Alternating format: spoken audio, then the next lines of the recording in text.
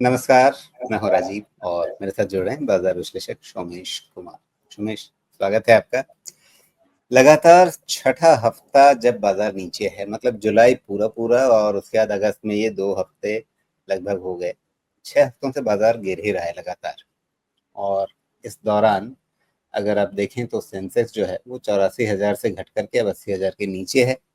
और अगर आप निफ्टी को देखें तो निफ्टी भी अब लगभग जो 25,500 के ऊपर पहुंचा हुआ था, 25,700 के आसपास तक चला गया था, वहां से घट के अब 24,350 के करीब दिख रहा है। और अभी तक जो हम लोग बातचीत कर रहे थे कि अभी पिछली बातचीत थी जब टैरिफ लगने की घोषणा के बाद मैंने पूछा था अगले दिन होगा क्या। तो अगले दिन बहुत कुछ तो नहीं हुआ, लेकिन उसके बाद कंटिन्यूएशन चलता रहा और आपने एक नंबर बोला था 24,500 टूटने दीजिए। टूट गया, अब क्या करना है? टूट गया, नीचे चलेगा। तो लेकिन 24,000 से 24,500 के रेंज में बहुत सारे सपोर्ट, सॉरी 24,300 के रेंज में बहुत सारे सपोर्ट हैं। 24,000 के 200 पॉइंट नीचे तक सपोर्ट जाता है। यह मार्केट बहुत जोर से नहीं गिरेगा, मतलब क्रैश लाइक सिचुएशन होने का तो कुछ नहीं लगता है मुझे। लेकिन ये करेक्टिव पैटर्न्स थे, होने चाहिए थे। और आपने शुरू में एक बहुत अच्छी चीज़ बोली कि 6 हफ्ते, 5 या 6 हफ्ते से आपने बोला गिर रहा है ना? हमारे बाज़ार का नेचर ही ऐसा है, चलेगा तो 6 और 10 हफ्ते चलेगा, फिर लोग सवाल करेंगे कि क्यों चल रहा है? और गिरेगा भी तो ऐसे ही 6-10 हफ्ते तक गिरेगा, तो ऐसा ही चलता है, इसका नेचर ही ऐसा है। फिर चलेगा और चलेगा तो ऐसे ही हो सकता है 6 की जगह 10 हफ्ते चलता रहेगा। लेकिन अभी उसका मौसम बना नहीं है, मौसम बनना चाहिए। निफ्टी क्लोज टू सपोर्ट धीरे-धीरे आनी चाहिए, 24,200, 24,000 ये सब रेंज में सपोर्ट आना चाहिए। फिर देखते हैं क्या होता है, लेकिन एक चीज़ क्लियर है कि जब तक ट्रेंड रिवर्सल कंफर्म नहीं हो जाए, ये सब होप बेस्ड सपोर्ट को लेके चलेंगे, रीड करेंगे। लेकिन जब तक एक रिवर्सल नज़र नहीं आ जाए, बुलिश पैटर्न को फिर से रीइंस्टेट नहीं करेंगे, ये भी क्लियर है। जी। तो अभी आप कह रहे हैं कि वापस तेजी की तरफ देखने की जरूरत नहीं है, लेकिन नीचे कहाँ थम जाए, मतलब हो सकता है कि यहाँ से और लंबी गिरावट बची हुई हो, या फिर हो सकता है कि 200-300 पॉइंट कहीं भी यहाँ जा करके थम जाए। लगातार जैसे सीढ़ियों के अलग अलग स्टेप्स होते हैं, उस तरह से आपको एक एक कदम पे नए सपोर्ट लेवल मिलते रहेंगे। टूटते गए तो टूटते गए। तो वैसे में फिर बाजार में भी करना क्या है? तमाशा देखना है चुपचाप, एक्यूमुलेशन करना है? इस समय रणनीति क्या है, काम क्या करना है? ठीक है, बताता हूँ। अगर एक बार आप निफ्टी का चार्ट लगा दें और उसको वीकली डेटा में कन्वर्ट कर दें, तो चलिए आ गए जी, वीकली में। अब ठीक है। अब यहाँ दर्शक इसमें बता रहे सारे वीकली जो मूविंग एवरेजेस हैं वो फिर यहाँ बदल गए, मतलब 20 हफ्ते का, 50 हफ्ते का, 200 हफ्ते का, तो उससे कंफ्यूज न करेंगे। अब चार्ट ये वीकली है, बताइए। कैंडल आपको देखना है 11 नवंबर 2024 का। 11 नवंबर। और राइट आ 11। जाइए, राइट राइट, नहीं मतलब टुवर्ड्स माय राइट, हाँ, और राइट भी, और 11। आइए। ये बस बस बस, नहीं इसके लेफ्ट वाला, जी। बस। 11 नवंबर 2024। ठीक है। मेरा अंदाजा ऐसा है कि मार्केट इसके नीचे नहीं जाएगा। ओके। तो ठीक है, अगर इसके नीचे नहीं जाना है तो ये आपको जो जगह दे रहा है वो है लगभग लगभग 23,500। वो स्ट्रेस केस जो है ना, अभी जो जी। मैंने बोला कि मार्केट में क्रैश लाइक सिचुएशन नहीं दिखता है, करेक्टिव पैटर्न दिखता है। ये करेक्टिव पैटर्न मुझे कितना भी बोलेंगे उससे ज़्यादा एक्सटेंड होता हुआ नहीं दिखता है। जी। लेकिन वही एक प्लेस है जिसके नीचे जो शार्प डीप या क्रैश पैटर्न बनता है, उसके पहले मुझे किसी भी तरह का कोई खास तकलीफ नहीं लगती। हुँ। उसके नीचे अगर बंद होना शुरू हुआ और ऐसा कुछ वीक का बन गया, क्योंकि ये वीक का डेटा मिला है एक वैसा, तो उस केस में फिर ये कंप्लीटली डबल टॉप पैटर्न बन जाएगा ऑन वीकली चार्ट्स मेरे हिसाब से। और उसका करेक्शन फिर कहीं न कहीं आपका 21,500 वो सब वाला हो जाएगा। इसीलिए मैं वहाँ से ज़्यादा कुछ भी फैक्टर नहीं करता। यही लिमिट लेके चलना है। जी। लेकिन जब आपने वीकली चार्ट लगाया है तो इसपे बहुत प्रोमिनेंटली आपको एक चीज़ दिख रही होगी। चलिए 61.2 वाला जो लेवल है वो तो है ही, और उसके साथ में गैप भी है, और ये गैप नीचे जा रहा है लगभग 23,000 के आसपास तक, 22,900 तक। तो ये जो 22,900 से लेकर के 23,200 के आसपास तक का गैप है, मतलब क्या आप चाहते हैं कि निफ्टी इसको भरे बिना वापस ऊपर की तरफ आ जाए, चलना शुरू करे, क्योंकि बाजार में सब लोग चाहते हैं कि हाँ, ऊपर चलना ही अच्छी बात है, या गैप जो है उसको भर लिया जाए तो मतलब आगे के स्ट्रक्चर के लिए अच्छा रहेगा? नहीं, अगर गैप भरने गया तो आपका 21,500 टेस्ट हो जाएगा। 21,500 भी हाँ, रीटेस्ट हो जाएगा? हाँ, ओके, अगर गैप भरने गया तो फिर वहाँ नहीं रुकने वाला, किसी भी सिचुएशन में नहीं रुकेगा, ओके। तो चला जाएगा। जी। अच्छा, एक चीज़ देखिए, मैं भी थोड़ा-सा ज़िद्दी आदमी हूँ। हाँ, बहुत पहले एक कटोरी बनाई थी ना, अभी भी वीकली चार्ट पे वो कटोरी साफ-साफ दिख ही रही है।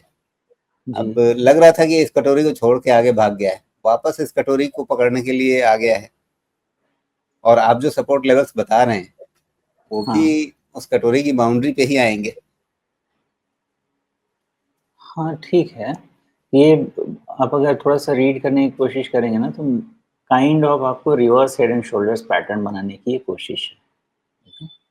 तो जी, राउंडिंग बॉटम भी रिवर्स हेड एंड शोल्डर्स भी काइंड ऑफ राउंडिंग बॉटम है। विद इन राउंडिंग बॉटम एक आपको reverse head and shoulders 2 shoulder के साथ मिल गया। अगर शोल्डर निकाल दीजिए तो एक तरह से वो राउंडिंग बॉटम बन जाता है या जी। जो भी शेप बनता है, वी शेप बन जाए, जो भी बन जाए। हुँ, हुँ। तो ये मेरी रीडिंग में reverse head and shoulders pattern है जो आपको बड़ा ब्रेकआउट अगले फाइनेंशियल में दे सकता है। हो सकता है इस फाइनेंशियल में भी मिले अगर जो हमारे पॉलिटिशियंस हैं ग्लोबल लेवल पे उनको थोड़ी बुद्धि आ जाए, तो हो सकता है इस जी। साल भी कुछ मिल जाए क्योंकि इस साल भी पैटर्न अच्छे हैं और लेकिन रिज़ल्ट कुछ अगर आप इसमें खराब नहीं है। रिवर्स हेड एंड शोल्डर देख रहे हैं, तो मेरा ख़्याल है कि आप उसकी नेकलाइन यहाँ पे देख रहे होंगे? नहीं, वहाँ तो नहीं लेना चाहिए, लेना तो नेकलाइन इधर ही चाहिए, नीचे वाला नहीं, ही थ्योरेटिकली। ये वाला? ना, ना, नहीं, नहीं, नेकलाइन लेने के लिए हाई लेना है आपको 24,857.75 लेफ्ट साइड में 24 और राइट 24,800 के पास एक, तो ये जो हाँ, दिसंबर 2024 का है। हाँ, करेक्ट है जी, और ओके, राइट और साइड दूसरा? का शोल्डर वो ग्रीन कैंडल बनेगा 12th मई वाला, 12th में 12 है। मई का। हाँ, हाँ, अच्छा, ओके, यानी आप इसको लेंगे। तो उस हाँ, हिसाब से तो एक बार ये इस नेकलाइन को पार कर चुका है, उसके बाद फेलियर है। इसमें आपको दूसरा फेलियर कंधा कहाँ दिख रहा है? इसमें तो कंधा बना ही नहीं। हाँ, अब यही है कि अब कंधा बन सकता है, अभी तक का नेकलाइन वहीं बनेगा, जी। लेकिन जब मतलब दूसरी ये बारी है कि ब्रेकआउट होगा मतलब ये है कि ये जो 23 जून वाली कैंडल दिख रही है और उसके बाद की 2-3 कैंडल, ये आप इसे एक फ़ॉल्स अ अटेम्प्ट मान करके आप उसे छोड़ देंगे, इग्नोर करेंगे, और अब मानेंगे कि यहीं से ये कहानी शुरू हो रही है दूसरे कंधे तो की। ये वाला हेड एंड शोल्डर्स फेल्ड है। जी, अब नेक्स्ट जब बनेगा तो उसके लिए फिर नेकलाइन फाइंड आउट करने की कोशिश करेंगे, लेकिन अभी तक टोटल पैटर्न फेल नहीं है। मेरा जी, अंदाज़ा है कि ये पैटर्न फेल आपका होगा 23,500 वाला जो मैंने आपको लो बताया, उसके नीचे अगर 1 आध हफ्ते का क्लोज़ हो गया, तो फिर टोटल पैटर्न फेलियर है, फिर 21,500 वाला रीडिंग है। जी, लेकिन लगता तो नहीं है कि ऐसा कुछ भी हुआ है जिसके कारण उसके नीचे जाया जाए और वहाँ पे पॉज़िटिव होना चाहिए। फिर भी वेट एंड वॉच रखते हैं। जी। तो अभी आप कह रहे हैं कि 23,500 पर ही हमें नज़र रखनी है, जो आपकी 11 नवंबर की वीकली कैंडल है। और अगर मैं इसको थोड़ा-सा कन्वर्ट कर दूँ लाइन चार्ट में, तो आप यहाँ पे नज़र रख रहे हैं, क्योंकि इसके नीचे अब नहीं जाना चाहिए, यही इस समय लक्ष्मण रेखा है बाज़ार की। हुँ। ओके, इसको प्लेन हेड एंड शोल्डर्स नहीं बनेगा, इसको थोड़ा कॉम्प्लेक्स हेड एंड शोल्डर्स बनता है। जी, कॉम्प्लेक्स हेड एंड शोल्डर्स में आपके मल्टीपल शोल्डर्स भी हो सकते हैं, स्क्यूड शोल्डर्स हो सकते हैं, मल्टीपल हेड हो सकते हैं, वो आइडेंटिफ़ाई करना पड़ता है पैटर्न। उसमें इतनी सिरदर्दी होती है, इसीलिए तो मैं कटोरी बना कर के बैठ जाता हूँ कि चलिए थोड़ी इधर-उधर पिचक भी गई तो कोई बात नहीं, लेकिन कटोरी में कुछ तो आएगा। एक्चुअली ये देखिए विजुअल रिप्रेजेंटेशन ये बहुत क्लैरिटी दे देता है, ये जो बनता है ना जी। जो भी नाद बनता है पूरा, ये बहुत ही विजुअल क्लैरिटी देता है, तो रीड ये करने के लिए आपने ठीक अच्छा है। शब्द इस्तेमाल किया, मतलब जब इतना बड़ा मामला होगा, इतना बड़ा स्ट्रक्चर होगा तो उसको कटोरी क्या बोलें, नाद ही बोलेंगे आप। हाँ, लेकिन अब हमारे जैसे गाँव वाले तो होंगे, लोग नहीं समझेंगे नहीं ना उस चीज़ को। नाद में बैल खाते हैं, हाँ, तो तो बैल को आप चारा खिला रहे हैं, करना क्या चाहते हैं आगे? नहीं, ये बड़ा पैटर्न बनेगा Rajiv, but it's time consuming, time taking है, बहुत अच्छा ऑनेस्टली बैल को कंसोलिडेशन है। चारा खिला रहे हैं, बैल या सांड जो कह लीजिए, अब उसको चारा खिला रहे हैं अभी, ठीक है, हाँ, समझ तो ये रहे बनेगा। हैं।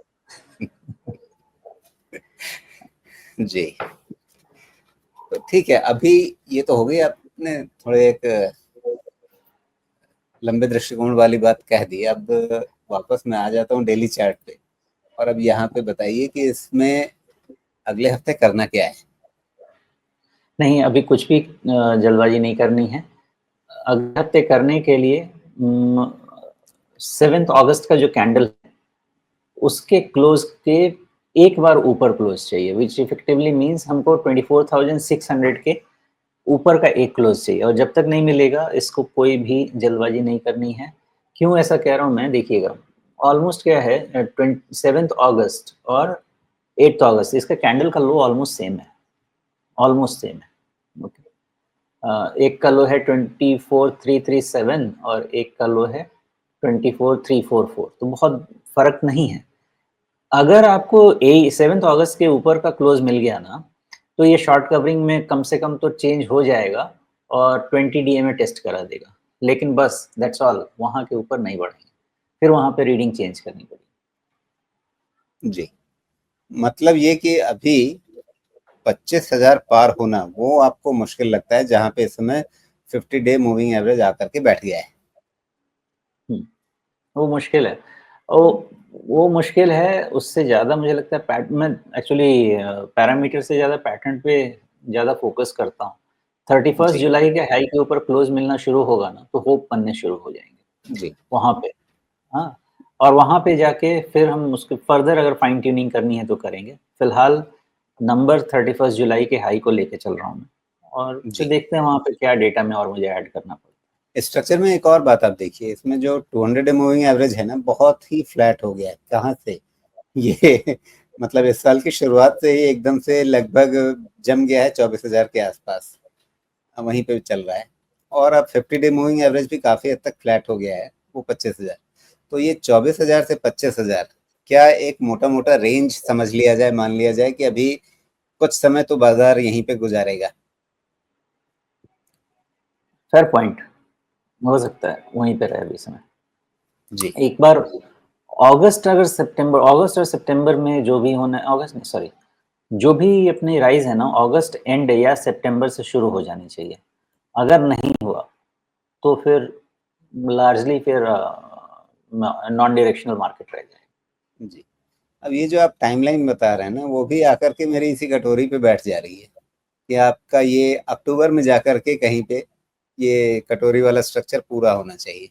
होता वैसा ही है, अगर आप इतिहास देखेंगे, अक्टूबर और जनवरी ये दो ऐसी जगह हैं जहाँ पे एक हाई और एक हाई पे एक और हाई यही बनता है, और उसके बाद फाइनल जो भी करेक्टिव मोड में बाजार को जाना होता है चला जाता है। तो है तो टाइम वही अक्टूबर का और जनवरी का, जी, तो देखें क्या होता है। बिल्कुल। अब ये देखिए, जब मैं इस कटोरी को बनाता आ रहा था, और ये वो फ़ेज़ था जहाँ पर मुझे भी एक बार को लगने लगा था कि ये क्या मैं फ़ालतू का स्ट्रक्चर बना कर के बैठा हुआ हूँ, लोग समझते होंगे क्या बेवकूफ़ी है। लेकिन वापस उसी स्ट्रक्चर के अंदर ये बाज़ार फिर से चलने लग गया। चल रहा है, तो देखें अभी कहाँ जाता है, बट जी, ये फॉलो होना चाहिए। देखिए क्या जो आपका ये बनता है ना कटोरी, ये एक्चुअली टाइम के साथ जो मूवमेंट है उसको ये ड्रॉ करता है। ओके, और इसका स्क्यूनेस डिपेंड करता है कि इसका बॉटम किधर है। आप इसके बॉटम को खिसकाएंगे, इसका टाइम करेक्शन चेंज हो जाएगा, टाइम टोटली जी। चेंज हो जाएगी, स्क्यूड हो हाँ, जाएगी। लेकिन अब बॉटम तो इसका वेल प्लेस्ड हो गया ना, अब चूँकि बॉटम को एग्जैक्टली लेकर के वही कह बहुत रहा हूँ। शक है नहीं, तो बॉटम तो नहीं, बहुत अच्छा वही कह प्लेस्ड रहा हूँ कि मेन चीज़ है कि अगर अच्छा बॉटम मिल जाता है, तो फिर जी। ये टाइम ड्रॉ कर लेता है अपने आप। जी।